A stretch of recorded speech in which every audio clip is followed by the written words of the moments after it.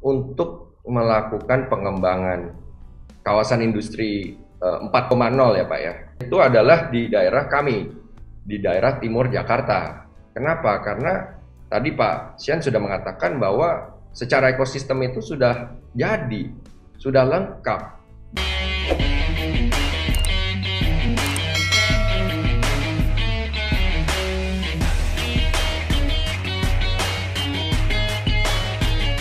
Selamat pagi sahabat Tribuners yang saya hormati dan saya muliakan.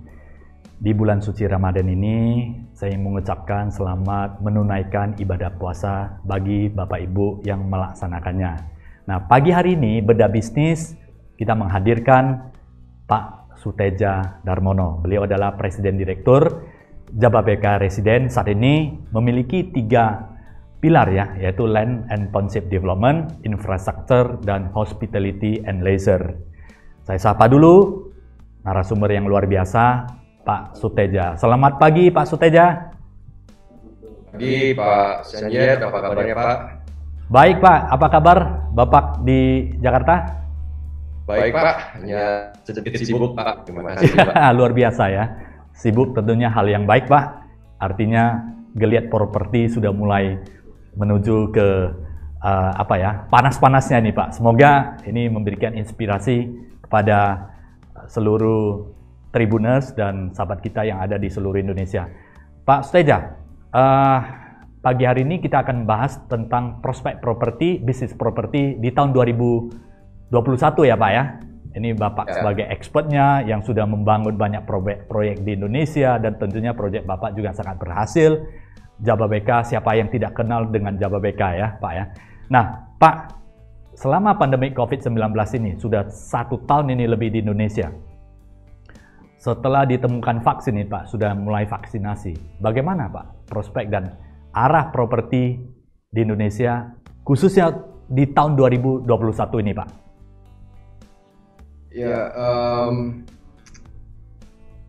tentu harapan kita besar ya di industri properti ini, terutama di tahun 2021 karena 2020 itu kan tahun di mana terjadi koreksi yang cukup dalam ya, dan ya karena pandemi ya umumnya dan sekarang sudah 1 tahun berlalu persis kata Pak Sian dan vaksin sudah mulai ditemukan, bahkan sudah dimulai vaksinasi seperti itu. Hanya saja saya ini lebih cenderung ke tahun 2021 ini masih dengan kehati-hatian ya, dimana tentu kita semua berharap pemulihan akan terjadi yang sebetulnya memang sudah kelihatan ya, tapi kelihatan itu juga kemarin kalau dilihat lebih banyak karena disupport dengan insentif-insentif tertentu dari pemerintah ya. Bahkan ada yang mengatakan, oh ya penjualan ready stock itu sudah 300% gitu kan, ada yang bilang begitu. Nah tapi ini berapa lama gitu kan, karena ibaratnya tuh ada boosternya kan yaitu bebas PPN itu.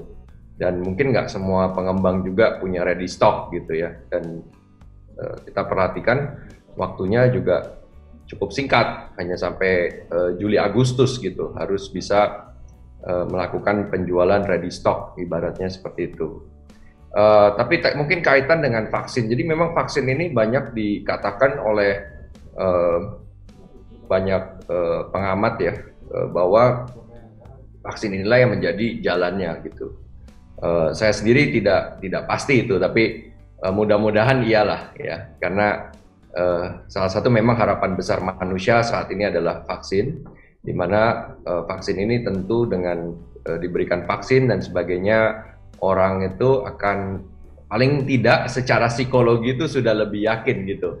Oh ya, saya udah divaksin, saya berani keluar, saya berani beraktivitas begitu kan. Walaupun kita masih di sana sini menemukan ada kasus juga yang orang sudah divaksin masih ada bisa kena juga gitu ya. Tapi yaitu satu, dan yang kedua hal vaksin ini juga saat ini kan masih istilahnya tuh bergulir dan perkembangan terakhir itu kan yang terjadi adalah misalnya contohnya vaksin AstraZeneca yang dimana harusnya bulan April ini membantu banyak untuk Indonesia, tapi karena kejadian di India yang sampai membludak per hari itu bisa 200.000 orang, bayangin 200.000 orang kena COVID. Akhirnya vaksin AstraZeneca yang diproduksi di India yang tadinya mau diekspor ke Indonesia ditahan. Nah ini yang membuat analisa stok vaksin yang ada di Indonesia kan dikabarkan bulan April ini menipis begitu. Jadi kita masih banyak mengkaji lah ke depan bagaimana prospek baik itu ekonomi maupun arah properti ke depan. Karena kalau korelasinya dengan vaksin ini memang besar, maka efektivitas adanya vaksin di Indonesia itu sangat penting untuk pasar properti. Saya pikir seperti itu. Yap, ya. Bagaimana dengan sekarang kan pembangunan kota, Pak? Ada namanya TOD ya, Pak ya, Transit Oriented Development. Biasanya dikembangkan di kota-kota besar di dunia seperti Tokyo, Seoul, Hong Kong, Singapura yang memanfaatkan fasilitas seperti kereta api, transportasi utama lainnya dalam pengembangan kota. Apakah Jababeka juga menggunakan pendekatan TOD seperti yang dilakukan oleh negara maju, Pak? Nah, ini kalau pertanyaan yang Pak, menarik. Ya, Pak Suteja, kalau misalnya Bapak ada materi yang ingin di-share, silakan Pak ya. Kita terbuka untuk itu. Oh ya, nggak apa-apa. Saya cerita aja deh, Mas Siap, Yayat. karena sudah luar kepala Pak ya. Kurang lebih lah Pak. Siap. Jadi memang yang menarik ini pertanyaan Pak Sianyet adalah Ya. Kebetulan Pak, Ya. nggak hanya memang Jababeka itu ada merencanakan sendiri untuk sebuah pendekatan TOD, mungkin kita sebutnya TOD City gitu. Jadi TOD yang dilakukan pendekatannya secara konsep kota gitu, satu perkotaan ya. Tetapi juga memang secara kebetulan ya, Jababeka itu merupakan daerah simpul yang dilalui oleh banyak simpul daripada transportasi gitu. Ya, ini memang sudah masuk ke tata ruang ya, masuk ke tata ruang perencanaan oleh pemerintah, di mana ada beberapa transportasi yang akan masuk ke kami, yaitu contohnya kereta api itu sudah ada, sudah existing ya. Kemudian ada lagi daripada MRT ya, itu juga direncanakan masuk ke Cikarang yang dimana merupakan daerah kita, dan juga ada LRT ya, itu juga memang lewat, dan kereta cepat. Nah ini menarik, Jakarta Bandung tuh kereta cepat yang pertama di Asia Tenggara nih. Kalau Indonesia punya kereta cepat, kita akan jadi negara pertama di Asia Tenggara yang akan punya kereta cepat ya. Dan kemudian juga ada planning daripada Jepang oleh JICA itu membangun satu network jaringan monorail ya, atau disebutnya AGT ya, Automated Guided Vehicle, AGV, yang dimana itu semacam monorail yang akan mengkonek antar kawasan tuh yang ada di sekitaran Cikarang ya, baik dari Jababeka ke Lipo Cikarang, Kota Delta Mas, bahkan sampai ke MM 2100 itu rencananya. Jadi ini kalau jadi semua tentunya akan menarik nih gitu, karena kita akan punya koneksi transportasi terbaik satu Indonesia. Saya pikir bahkan dalam kota Jakarta aja nggak ada koneksi sebanyak ini. Nah makanya kebetulan juga kami sudah mendapatkan satu, ya tadi saya cerita di dalam tata ruang itu direncanakan memang TOD untuk satu kabupaten Bekasi itu ada di Jababeka, itu sudah dalam bentuk undang-undang ya, PP nomor berapa saya agak lupa. Jadi ini juga memperkuat status kita sebagai satu pusat TOD begitu. Jadi mudah-mudahan dengan status seperti itu, dengan semua perencanaan pemerintah yang ada terkait transportasi dan infrastruktur yang masuk itu bisa berjalan selaras.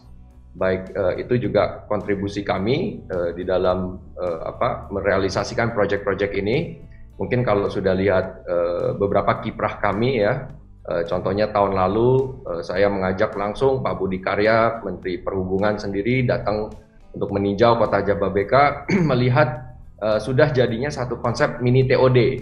Jadi mini TOD ini yang kita buat untuk nantinya merealisasikan yang Grand TOD-nya, yang TOD City tadi, yang memang perlu waktu. Ya, dan mini TOD ini kita buat di mana ada satu project property yang terintegrasi dengan satu pusat terminal transportasi atau TOD tadi gitu. Jadi memang kalau yang di mini TOD ini attraction-nya adalah lebih kepada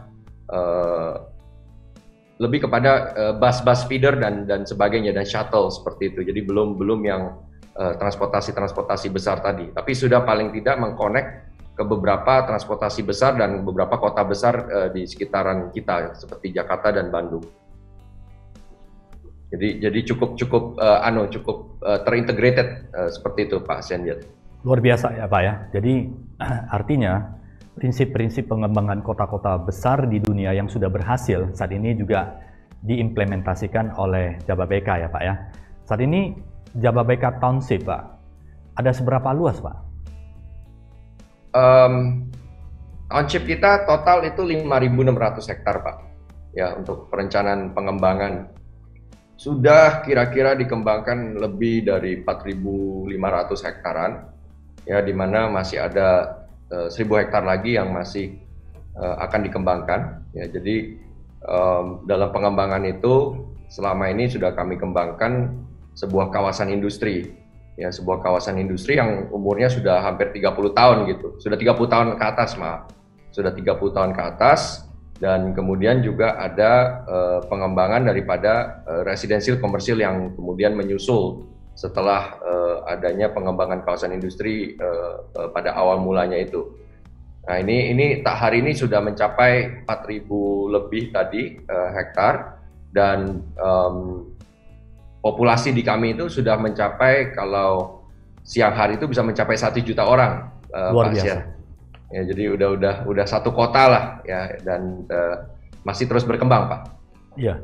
Dan apa ya, Jababeka Smart Township ini kan salah satu yang terbaik di Indonesia Pak. Apa yang menjadi dasar bagi masyarakat untuk memilih ya Jababeka? Tentunya ada keunggulan atau mungkin spesial dibandingkan dengan proyek-proyek yang lain Pak. Jadi memang keunggulan kami ya itu adalah awal mula daripada pengembangan kota Jababeka itu kan dibasiskan kepada satu kawasan industri. Ini mungkin yang berbeda dengan kota-kota yang lain ya, dimana kalau kota-kota yang lain itu mereka mengembangkan itu biasa mungkin lebih mengacu kepada istilah itu kota satelit gitu. Jadi mereka coba menjadi satu kota satelit di mana itu marketnya itu masih berharap dari kota yang lebih gedenya, misalnya Jakarta atau Medan atau apa begitu kan ya. Tapi di sampingnya ada satu kota satelit yang dibangun. Nah, bedanya di kami karena kami memulai dari sebuah kawasan industri. Jadi kota kami itu sebetulnya dibilang kota satelit iya juga karena dekat Jakarta kebetulan, dan yang kedua kita ini sebetulnya kota mandiri. Jadi kota mandiri itu adalah kota yang nggak perlu sebetulnya dengan market yang tadi saya katakan satu market kota besar begitu, karena bisa mandiri sendiri ya. Udah ada tadi kawasan industrinya kan, kawasan industri itu yang menjadi marketnya justru karena di tempat sebuah kawasan industri itu kan pasti orang kan perlu bekerja. Orang perlu bekerja, pasti juga perlu fasilitas yang lain. Seperti apa? Contohnya perumahan, komersial, dan yang lainnya, sekolah, medical, ya bahkan tempat ibadah dan sebagainya. Jadi ini yang membuat awal mula kota Jababeka itu berbeda dengan kota-kota yang lainnya. Tetapi cerita kota Jababeka ini masih terus berkembang ya. Kebetulan secara planning daripada pemerintah ke timur Jakarta, di mana lokasi kami berada di sana, itu sangat besar. Masih ceritanya tuh bisa 10-15 tahun, saya nggak tahu, nggak berani ngomong 20 tahun ya, mudah-mudahan nggak sampai selama itulah. Maksudnya bisa mungkin sampai selama itu juga, tapi saya sekarang membasiskan kepada ada planning dari pemerintah yang saya sebut tuh ada 15 infrastruktur besar paling tidak yang sedang direncanakan ke timur Jakarta. Nah ini banyak orang tidak tahu ya bahwa ada sekian besarnya infrastruktur di timur Jakarta yang sedang direncanakan. Kenapa dan mengapa begitu? Nah ini karena memang di timur Jakarta itu yaitu awal mulanya di planning dari sebuah kawasan industri, tapi tentu kawasan industri sendiri makin lama akan makin matang, ya. Jadi akan berubah menjadi kota dengan sendirinya, bukan kawasan industri lagi, yang berarti ada perumahan dan komersial.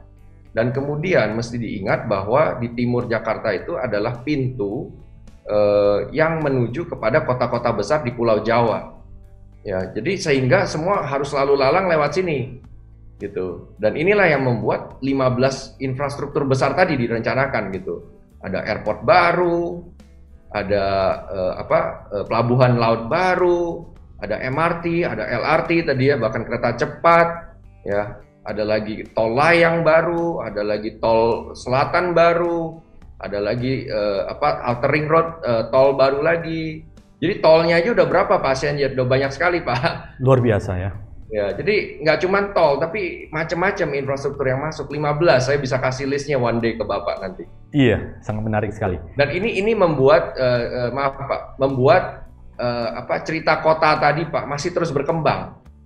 Dan mudah-mudahan ini yang saya harapkan daerah timur Jakarta ini bisa menjadi kota paling lengkap di Indonesia. Mungkin kalau mengambil contoh itu seperti Shenzhen Pak. Shenzhen di China yang dimana tadinya itu adalah kota yang diciptakan tuh bukan secara organik tapi direncanakan begitu. Karena tadinya nggak ada tuh di peta. Tadinya di peta hanya kampung nelayan, tapi hari ini kota itu menjadi kota nomor 3 terbesar di China. Seperti itu, baik secara ekonomi maupun secara populasi. Jadi ini mungkin saja terjadi di timur Jakarta karena banyak sekali di timur Jakarta ini selain tadi saya cerita infrastrukturnya, tapi juga ada rentetan para pengembang yang lain yang juga mengembangkan nggak cuma kawasan industri, tapi juga perkotaan juga, Pak. Nah, bayangkan kalau ini semua digabungkan jadi satu, ini akan menjadi mega city kan, mega city yang bahkan mungkin bisa menandingi Shenzhen begitu. Luar biasa. Jadi memang infrastruktur ke-15 itu salah satu adalah pelabuhan ya. Ada pelabuhan Patimban yang baru diresmikan oleh Pak Presiden ya Pak ya. Itu kaitannya, hubungannya dengan Jababeka, ada dukungannya terhadap Jababeka Pak. Sehingga mempermudah kawasan industri untuk dapat bisa berkembang di daerah sana Pak. Pasti Pak. Karena Patimban itu kan dibuat sebetulnya oleh pihak Jepang ya. Dukungan dari pemerintah Jepang. Awal mulanya yang dimana sebetulnya untuk menarik para perusahaan otomotif Jepang supaya menggunakan pelabuhan tersebut sebagai pelabuhan untuk melakukan distribusi barangnya seperti itu. Ya, jadi karena banyaknya konsentrasi otomotif di timur Jakarta ini, termasuk di dalam kami di Jababeka, saya yakin banyak sekali keperluan logistik yang nanti diperlukan untuk melalui pelabuhan Patimban tersebut bisa terjadi begitu. Dan jaraknya juga ke Patimban kan relatif cukup dekat. Tapi memang kebetulan posisi kami ini ada di tengah-tengah gitu. Jadi kami punya pilihan apakah itu bisa memakai pelabuhan Tanjung Priuk dan bahkan di Jababeka sendiri kan kita punya pelabuhan dry port ya Pak ya? Ya, pelabuhan kita sebutnya pelabuhan darat lah. Darat ya. Pelabuhan kering gitu, pelabuhan dry port namanya. Ya, dan masih satu-satunya dry port yang ada di Indonesia gitu. Yang dimana sebetulnya fungsinya pun sebetulnya sama dengan sebuah pelabuhan laut, hanya ini adanya di darat.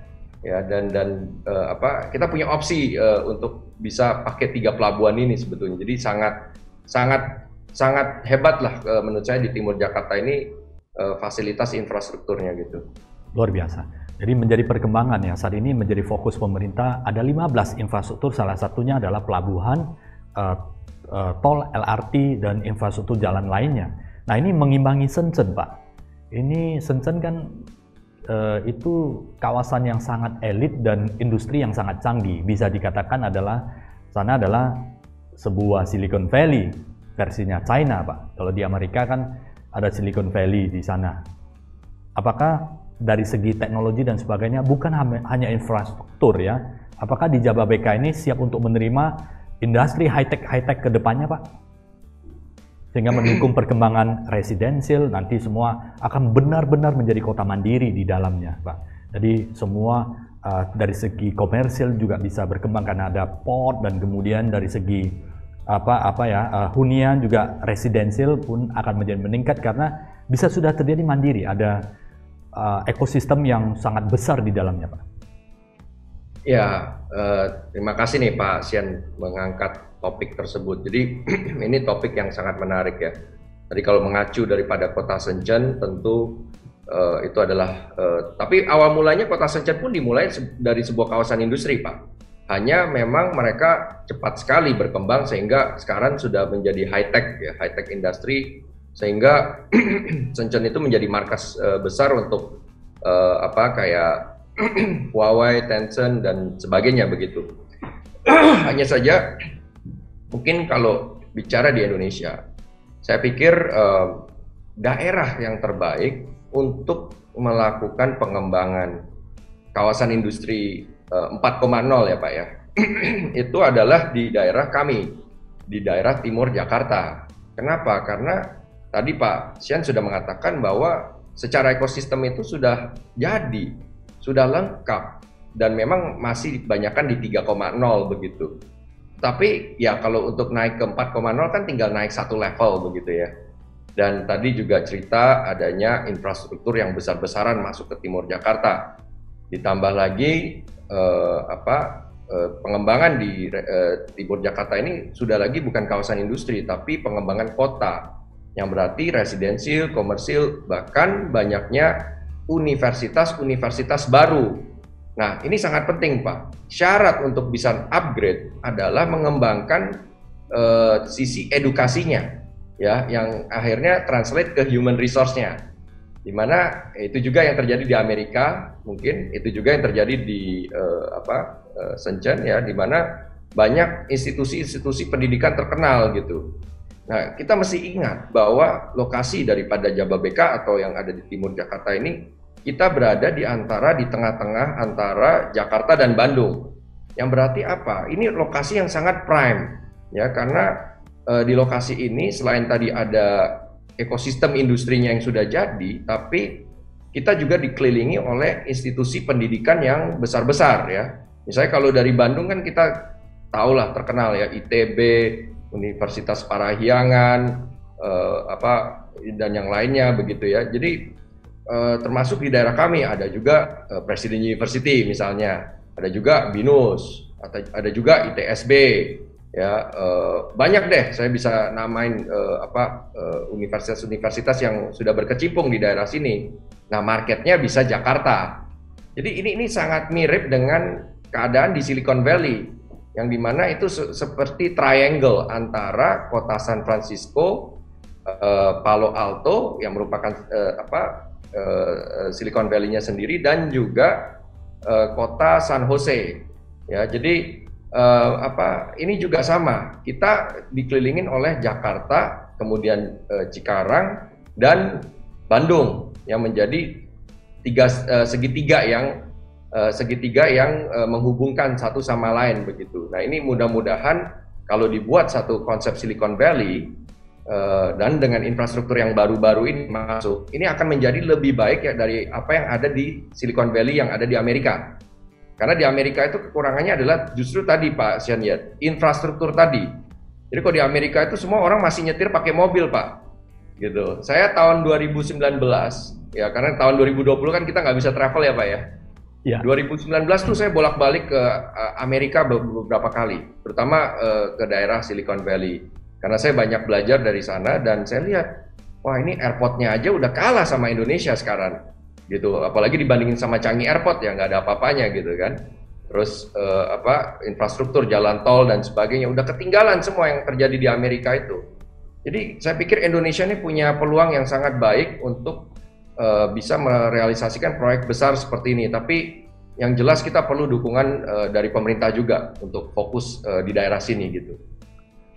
Iya, semoga Indonesia ada satu kawasan ya yang menjadi kawasan representatif dari teknologi tinggi. Katakanlah itu adalah sebuah seperti mirip lembah atau Silicon Valley ya Pak ya. Dan Jababeka adalah salah satu kawasan yang sangat ready untuk itu karena ada tadi disampaikan Pak Suteja, ada seperti infrastruktur, ada residensial, kemudian industri yang sudah mendukung, dan kemudian ada komersil ya, dengan ada berbagai university yang untuk bisa translate kebutuhan SDM di sebuah wilayah untuk mengembangkan industri mereka. Dari segi seperti teknologi lainnya, apa yang mendukung Pak dari segi supaya sebuah katakanlah Silicon Valley itu dapat jadi Pak? Biasanya persyaratan apa yang paling diutamakan Pak? Ya tadi sebetulnya persyaratan utama itu adalah manusianya Pak. Manusia paling nomor satu ya Pak ya? Nomor satu, karena disitulah inovasi itu bisa berkembang. Kenapa di Amerika, di Silicon Valley itu di Silicon Valley itu bisa berkembang sedemikian rupa? Karena inovasinya, sekali lagi. Ada yang mengatakan bahwa di Silicon Valley itu inovasinya adalah 4 kali lebih besar daripada inovasi yang terjadi di perusahaan-perusahaan di Amerika yang normal pada normalnya begitu. Di sana itu ada sebuah kultur Pak. Kultur di mana orang itu sangat inovatif. Jadi terjadi semacam yang namanya kolaboratif, kebudayaan kolaboratif atau sharing ya, di mana mereka saling berbagi ilmu, berbagi teknologi bahkan begitu. Dan dengan adanya satu ekosistem dan kebudayaan yang seperti ini, terjadilah inovasi-inovasi yang sangat hebat begitu, karena semua terbuka, semua terbiasa dengan yang namanya berbagi, kolaborasi tadi, kolaboratif. Nah, ini kebudayaan yang sangat sulit untuk dibentuk dan dibuat apalagi terutama di Indonesia ya, karena banyak mungkin istilah orang milenial sekarang ini, orang-orang Indonesia tuh banyak yang silo-silo begitu.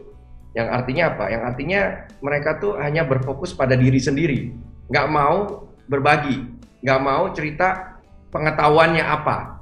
Padahal kalau kita bisa share knowledge, share information, ini akan berkembang sangat pesat gitu. Nah, ini sedang kita coba kerjakan di Jababeka dengan memperkenalkan yang namanya Fab Lab.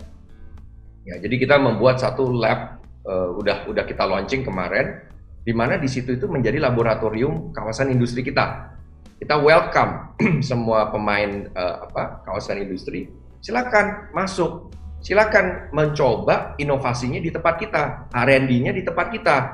Sehingga di situ bisa terjadi satu pertukaran pengetahuan, dan mudah-mudahan semakin banyak yang berkecimpung di situ, semakin banyak yang terlibat, ini kebudayaan ini akan pelan-pelan terbentuk. Ya, apalagi ada tadi saya katakan Presiden University.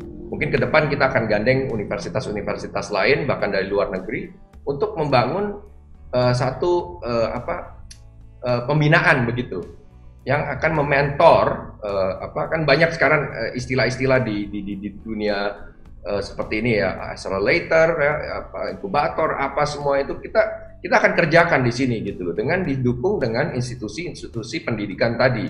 Ini yang juga terjadi di Amerika, karena semua R&D yang terjadi itu banyak melibatkan institusi pendidikan. Jadi tanpa adanya kolaborasi seperti ini, tentu teknologi-teknologi baru ini nggak akan keluar. Ya, jadi baru dengan keadaan seperti ini, solusi-solusi baru untuk industri-industri yang lama ini bisa ditimbulkan begitu. Mungkin itu kali Pak Syed. Iya, Pak Suteja, ini menarik ini. Berarti ada inkubator bisnis. Apakah kawasan Jababeka ini Pak, kedepannya juga akan mendukung supaya banyak sekali startup itu akan naik dan berkembang menjadi sebuah usaha atau perusahaan yang berbasis digital, nanti akan mengikuti perkembangan? Kan era digital saat ini sangat kentara sekali. Bank sudah bank digital ya, industri sudah menuju ke digitalization, banyak seperti itu. Bagaimana untuk mendukung startup ke depannya untuk di Jababeka sendiri, Pak?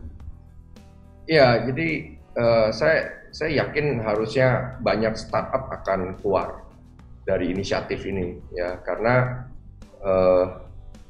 saya sudah temukan banyak sekali di perusahaan-perusahaan di sekitaran Jababeka itu, terutama di kawasan industri kami, pada menanyakan begitu, kita perlu solusi ini, kita perlu solusi itu, dan sebagainya, dan sebagainya.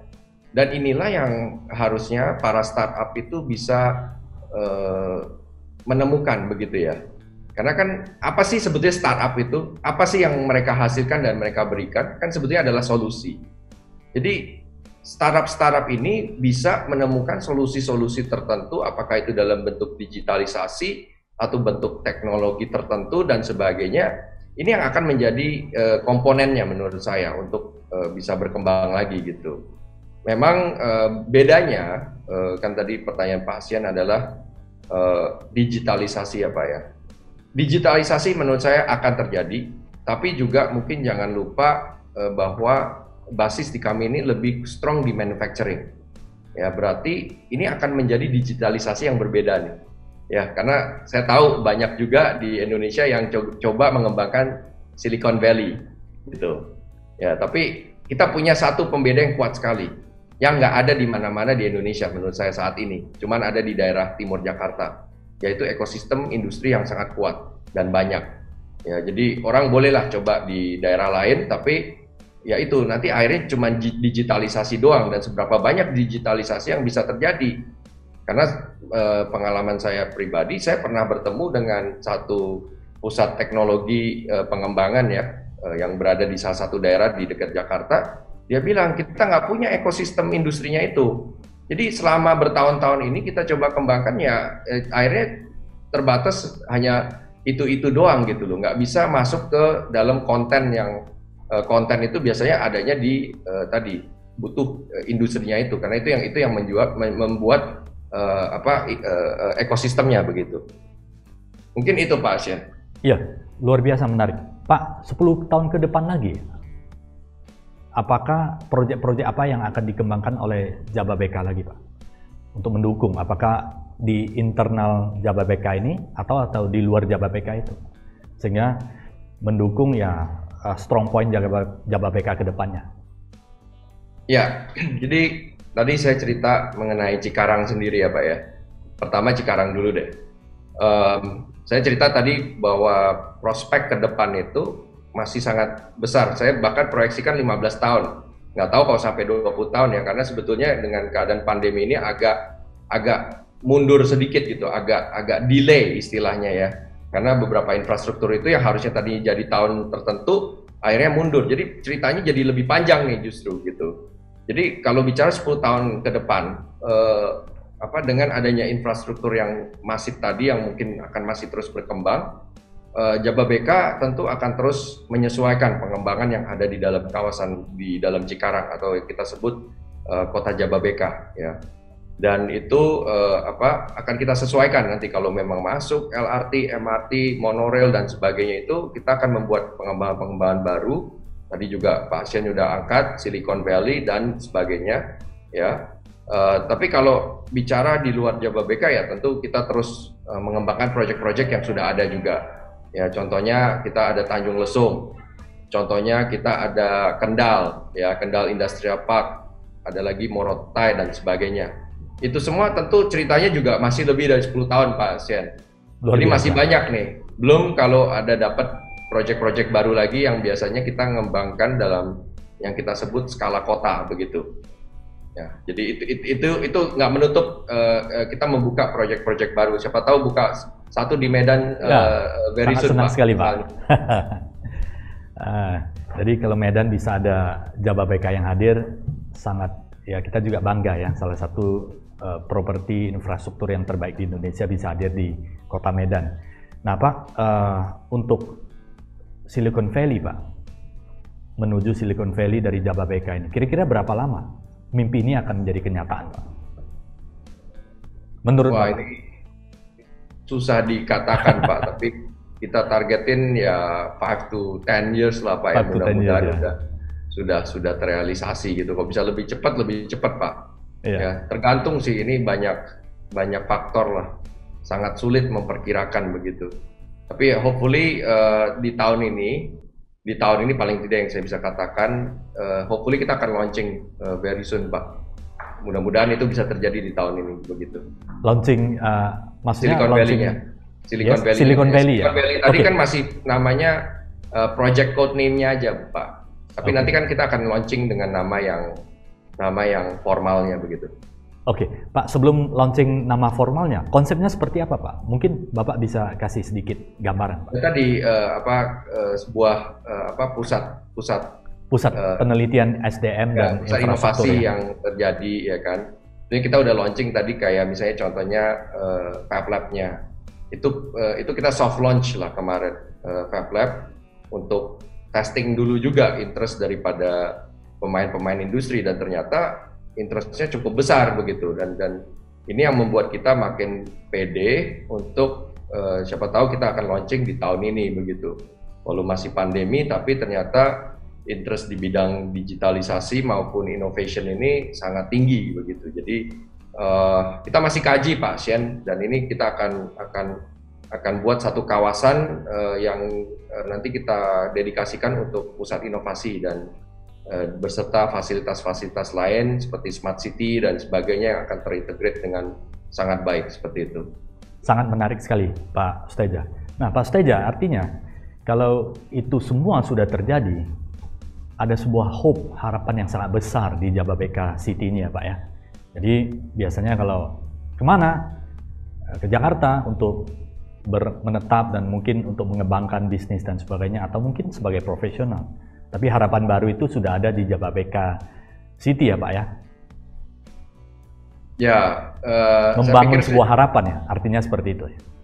Ya, saya pikir sih seperti itu ya. Harapan terus perlu ya, karena harapan itu kan merupakan future ya. Tanpa ada harapan nggak ada future. Dan kita harusnya dengan harapan itu juga terus ya kayak ajaran-ajaran agama juga lah ya. Kan harus mengharap dan beriman juga, istilahnya begitu. Nah, imannya itu mungkin kalau kita translate adalah menjadi kerja keras, Pak. Kerja keras bagaimana kita merealisasikan proyek-proyek yang tadi diharapkan itu. Nah, itu yang coba kita lakukan di Jababeka supaya apa yang tadi menjadi harapan itu bisa terrealisasi begitu. Dan kan sudah banyak bukti-bukti selama 30 tahun terakhir apa sih yang Jababeka sudah deliver begitu kan. Jadi itu sendiri bisa menjadi satu acuan, misalnya contohnya ya, di mana orang-orang tuh sudah punya satu harapan yang memang sudah pernah terjadi begitu. Dan kedepannya masih banyak sekali. Tadi Pak Asian udah tanyakan banyak ke saya mengenai contohnya TOD City. Itu kalau terjadi bisa menjadi, harapannya mudah-mudahan menjadi TOD terbaik Indonesia Pak. Karena ini kesaksian ini sudah saya dapatkan dari beberapa pihak pemerintah gitu yang datang dan melihat planning TOD Jababeka. Nggak ada satu Indonesia tuh yang dilalui oleh moda transportasi sebanyak ini begitu. Bahkan dalam kota Jakarta aja enggak. Nah, tapi gimana kita bisa menyatukan simpul-simpul network transportasi ini? Tentu akan banyak hard work yang perlu ditaruh. Ya, contohnya kita bicara dengan para stakeholder, kita bicara dengan operatornya, kita bicara dengan investornya, kita bicara dengan pemerintah, ya, karena perlu perhatian semua nih, kalau nggak akan jadi Pak. Jadi kerja kerasnya banyak Pak. Iya, menarik sekali Pak. Saya percaya dengan persistensi, ya Jababeka sudah melalui sedemikian banyak ya perjuangan, pasti itu akan menjadi hal-hal yang terbaik buat Jababeka. Nah, Pak, ini membeli dan investasi properti, khususnya residensial, Pak, di Jababeka itu bagaimana, Pak? Apakah masih menguntungkan? Kan saat ini kan orang daripada beli properti juga membeli saham, ya, dan ada yang sampai ke memilih Bitcoin, Pak, katanya, cryptocurrency. Bagaimana menurut Bapak? Investasi di properti ini apakah masih menguntungkan, Pak? Dari segi bisnis value, Pak? Tuh, Bapak ngomong cryptocurrency, baru tadi pagi saya nonton di Kompas TV mengatakan hati-hati katanya. Oh iya. Ya, jadi kalau properti ini kan udah menjadi alas instrumen investasi yang terbukti ya over the years, dan mungkin salah satu yang paling aman gitu, karena asetnya tuh selain nilainya naik terus di Indonesia, tapi juga nggak bisa dicuri. Susah banget Pak kalau mau nyuri properti Pak, ambil satu rumah. Tapi beda kemarin ya, ada kejadian rumah dibongkar dari dalam tuh kalau pasien dengar, ya kan. Tapi ya itu Pak. Jadi karena apa ya, secara general properti di Indonesia itu secara demand itu masih lebih besar daripada supply. Kita mesti mengingat, banyak orang mengatakan, oh properti itu harganya bisa turun juga. Memang, tapi di Indonesia ini berbeda karena kita masih punya backlog yang sangat besar. Backlog yang mengatakan lebih dari 10 juta backlog untuk rumah yang masih diperlukan. Jadi itu masih jumlahnya besar sekali. Dan kemampuan kita mensuplai dalam setiap tahunnya itu cuma hanya berapa ratus ribu. Jadi sangat jauh lah dari kebutuhan gitu.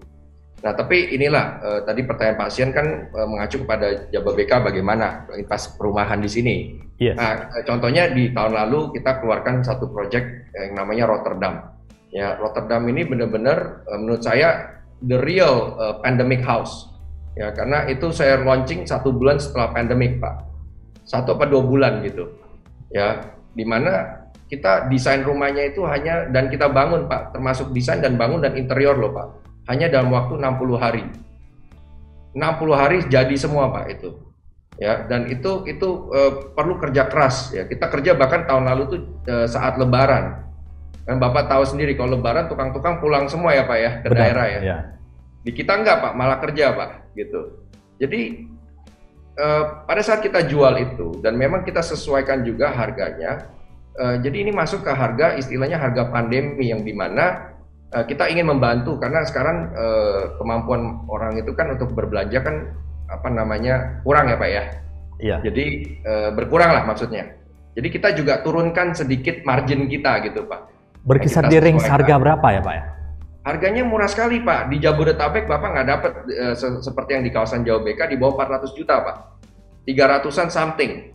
Ya kan, jadi ini harga yang sangat masuk akal gitu, saya pikir saat itu dan terbukti waktu kita jual habis gitu kan, dan ini kalau kita balikan ke harga normal udah langsung naik Pak, berapa persen begitu, ya jadi produk-produk ini bahkan mengalir. Sekarang ada lagi yang namanya perumahan Wimbledon yang kita ambil juga dari tadi Rotterdam itu sebagai basisnya, kemudian kita kembangkan menjadi yang lebih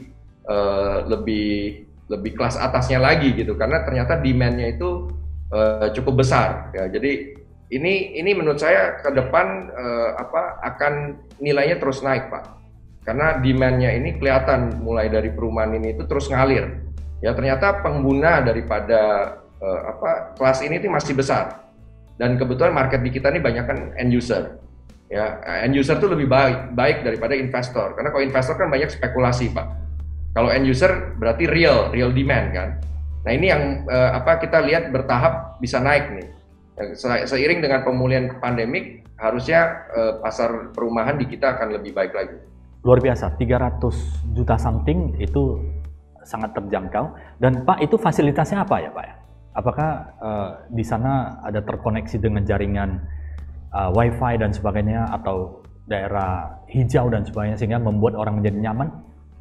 Ada, jadi memang di situ ada rencana kan akan ada Wi-Fi-nya juga, kemudian banyak unit terbuka, ya ruang hijau terbuka, kemudian juga dilengkapi dengan fasilitas CCTV, olahraga juga, ya, dan memang desain rumahnya sendiri itu desain yang sangat compact ya, compact milenial, tapi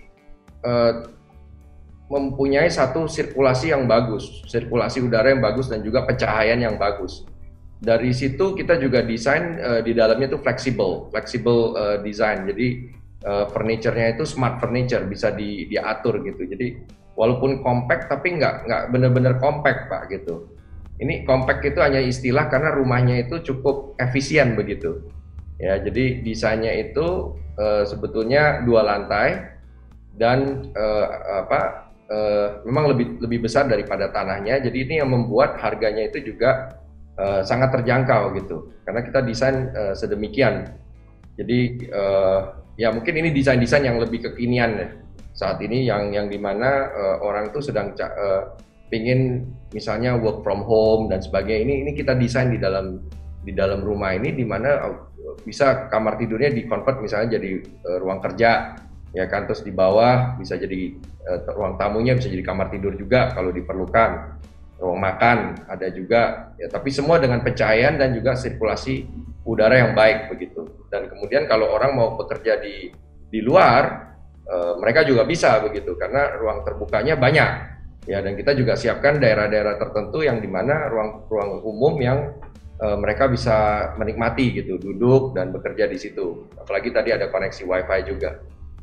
Sangat menarik sekali ya Pak ya. Jadi sangat terjangkau milenial, silakan ya. Bagi yang ingin mencari tahu, para Tribuners bisa mencari informasi dari mana ya Pak ya tentang fasilitas dan Rotterdam ini Pak, karena dengan harga, dengan fasilitas sangat adaptif terhadap situasi kondisi saat ini Pak. Bisa dihubungi di mana Pak ya? Untuk mencari tahu Pak. Di mana-mana Pak. Mau laman properti, rumah 123, rumah.com, semua ada. Agent ya, Ray White, Century 21, Era, bahkan laman website Jababeka sendiri juga semua kita punya. Okay. Laman website Jababeka Residence juga. Oke, search di Jababeka Residence, tipe atau cluster Rotterdam ya Pak ya? Rotterdam dan Wimbledon. Dan Wimbledon ya, sangat cocok untuk Anda yang energik dan bisa mobile ya, didesain dengan sangat smart seperti yang disampaikan oleh Pak Suteja. Memang benar-benar untuk situasi COVID, karena Jababeka peduli untuk bangsa dan negara ini dan termasuk untuk masyarakat Indonesia. Nah, sangat menarik sekali Pak. Sudah cukup panjang lebar Bapak ceritakan tentang Jababeka Township, Smart City, sampai kepada ada sesuatu yang sangat luar biasa di Jakarta Timur ini Pak. Kedepannya akan menjadi Jakarta, kota Pak. Timur Jakarta ini Pak. Timur Jakarta ini yang akan menjadi sebuah kota yang mandiri. Tentunya Jababeka akan menjadi sebuah kota yang mandiri. Pak, kesimpulan Pak, dan tips untuk para Tribuners yang ingin membeli properti Pak, khususnya di daerah Jakarta, di Timur Jakarta Pak. Tips saya Syarat memilih Pak, kira-kira supaya dia bisa mendapatkan hasil yang terbaik dan kemudian investasi yang terbaik ke depannya. Karena memilih ini kan perlu kehati-hatian Pak. Ya. Tipsnya adalah tentu belilah sekarang ya, karena justru insentif dari pemerintah pun juga lagi saat-saat ini gitu, kita nggak tahu nih masih bakal free PPN lagi nggak misalnya, dan kebijakan-kebijakan yang lainnya juga ya, DP juga saat ini juga bisa 0% bahkan gitu untuk bisa akad kredit dan sebagainya. Jadi ini nggak tahu kejadian seperti ini kapan lagi terulang, dan menurut saya kemarin terjadi sedikit koreksi gitu loh. Koreksi kayak tadi saya mengeluarkan produk, kami mengeluarkan produk yang untuk pandemi begitu ya kan, itu kan kita korbankan dari sisi margin juga kasarnya, dan mudah-mudahan market ini segera kembali ya. Tadi saya sempat katakan vaksin memang mungkin jadi salah satu kuncinya, tapi sebetulnya saya lebih percaya dengan yang namanya protokol kesehatan ya, karena saya sebetulnya pasien. Saya udah keluar dari hari pertama zaman COVID Pak, saya nggak pernah di rumah, keluar mulu ya, ketemu orang dan sebagainya, tapi karena saya prokes saya bagus Pak, protokol kesehatan saya bagus, jadi itu yang membuat saya aman Pak sampai hari ini gitu, dan puji Tuhan itu terus terjaga. Dan ini kalau saya pikir orang-orang menjalankan prokes yang baik mungkin lebih penting daripada vaksinasi ya, karena vaksinasi masih panjang juga ceritanya mungkin Pak. Ini ekonomi bisa cepat balik, dan balik lagi investasi sendiri, saya mengusulkan untuk tetap melihat siapa developernya, areanya di mana, terus ceritanya bagaimana. Tadi contohnya di Timur Jakarta masih banyak cerita yang baru ya, seperti infrastruktur yang masih panjang. Ini semua memberikan satu harapan tadi istilahnya ya, yang dimana akan memberikan keuntungan. Setiap infrastruktur yang jadi, harga harusnya naik juga Pak. Jadi itu contoh yang bisa terjadi gitu di Timur Jakarta ini. Dan untuk tahun 2021 ini Pak, bagaimana Pak? Optimis Pak? Di optimis Pak, tapi dengan kehati-hatian, tadi saya katakan sudah. Ya. Optimis dengan kehati-hatian. Baik, masih ada Pak Suteja? Saya pikir cukup Pak. Cukup ya? Masih ada pertanyaan lagi? Sudah cukup Pak. Ya, terima kasih Pak Suteja. Semoga pembicaraan ini bermanfaat bagi para Tribuners. Ayo ya para sahabat Tribuners di seluruh Indonesia. Mari langsung search Jababeka Residen Wimbledon sama Rotterdam. Selagi stok masih ada ya, karena ini adalah pemberian yang terbaik khusus pandemi dari persembahan dari Jababeka, tentunya yang akan memberikan kontribusi bagi masyarakat dan bagi para investor, bagi para pencari rumah yang ada di seluruh Indonesia. Nah, terima kasih Pak Suteja atas waktunya ya. Semoga sukses selalu untuk Jababeka dan Pak Suteja, dan selalu sehat ya Pak Suteja ya. Sampai jumpa di kesempatan yang lain. Sampai jumpa juga sahabat Tribuners yang saya hormati, saya muliakan. Salam sehat dan sukses selalu untuk kita semua. Thank you ya. Thank you. Terima kasih. Ya, sukses untuk semuanya. Thank you.